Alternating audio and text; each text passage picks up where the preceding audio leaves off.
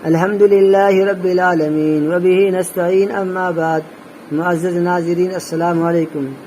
آج ہم آپ کے سامنے گفتگو کریں گے جو آنے والا کل یعنی گزشتہ جمعہ کے دن دو عیدیں ہمیں اور آپ کو اللہ نے میسر فرمایا ہے۔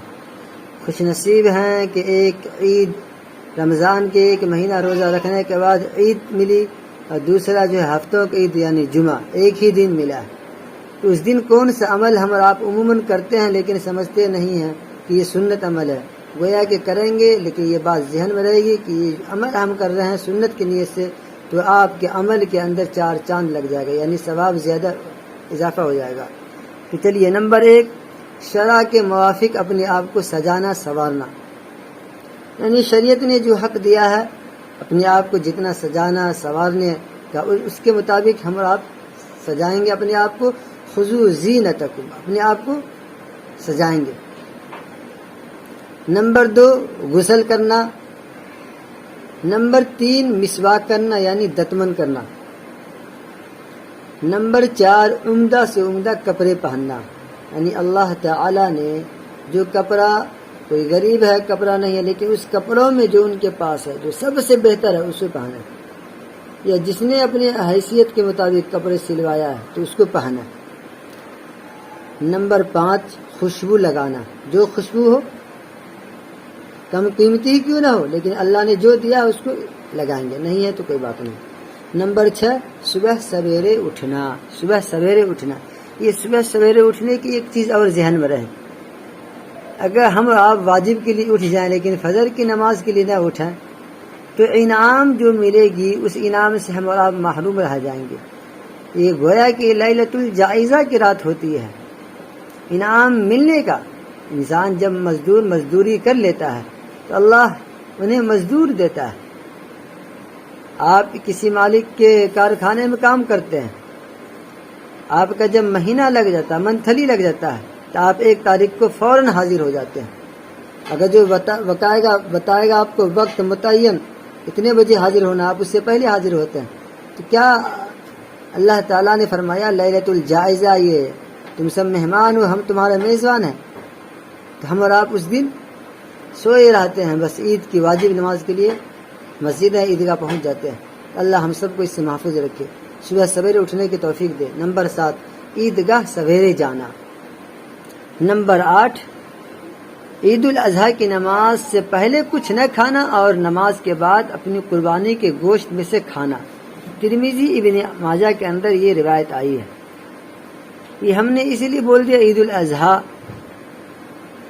کیونکہ یہ عید الاضحیٰ اور عید الفطر میں کھانے کا مسئلہ آگے پیچھے ہے۔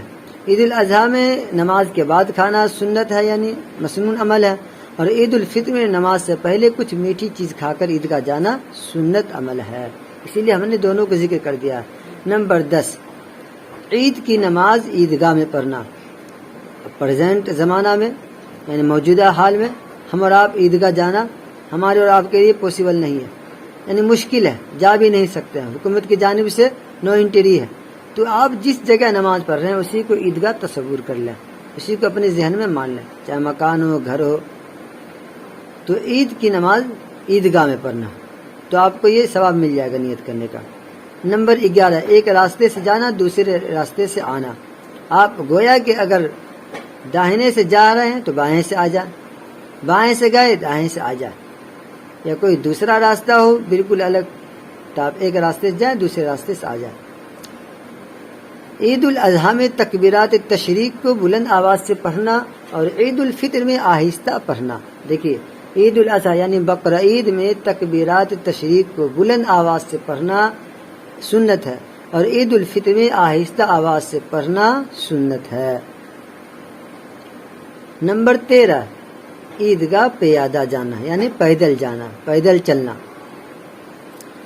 سواری وغیرہ پہ اللہ کے رسول صلی اللہ علیہ وسلم کا عمل نہیں تھا، بلکہ پیدل جایا کرتے تھے صحابہ اور اللہ کے رسول صلی اللہ علیہ وسلم۔ نمبر 14، عید الاضحیٰ کی نماز میں جلدی پڑھنا۔ عید الاضحیٰ کی نماز جلدی پڑھنا یعنی قربانی کرنا ہے، تو اس میں اللہ کے رسول صلی اللہ علیہ وسلم کا عمل یہ تھا کہ بہت جلد نماز پڑھ لیتے تھے، اس کے بعد قربانی کا عمل شروع ہوتا تھا۔ اور عید الفطر کی نماز تھوڑی تاخیر سے پڑھنا، تھوڑی تاخیر سے ذہن میں رہے۔ نمبر 15 عید الاضحیٰ کی رات میں طلب ثواب کے لیے بیدار رہنا، یعنی ثواب کی نیت سے بیدار رہنا، جاگے رہنا اور عبادت میں مشغول رہنا سنت ہے، یہ نہیں کہ جاگ کر کے ہمارا مٹن گشتی کر رہے ہیں۔ نمبر 16 جس کا قربانی کا ارادہ ہو اس کو بقرعید کا چاند دیکھنے کے بعد جب تک قربانی نہ کرے اس وقت تک خط یعنی چہرے کا فیس وغیرہ نہ بنوانا اور ناخن نہ کتروانا وغیرہ وغیرہ۔ یہ ہم اس لیے مکمل دونوں کا ذکر کر دیا کہ جب آپ کے ذہن میں ہوتی ہے تو بات آ جاتی ہے، کیا ہم عید میں بھی مونچھ داڑھی ناخن نہیں کٹا سکتے؟ نہیں، وہ بقرعید کا مسئلہ تھا۔ اللہ تعالی ہم سب کو سننے سے زیادہ عمل کرنے کی توفیق نصیب فرما، کم وقت میں زیادہ ثواب کمانے کی توفیق نصیب فرما۔ آپ کو اچھا لگے تو اس سنت کو عام کیجیے۔ العلم نور، اللہ کے رسول نے فرمایا علم روشنی ہے، آپ زیادہ سے زیادہ اس روشنی کو دوسرے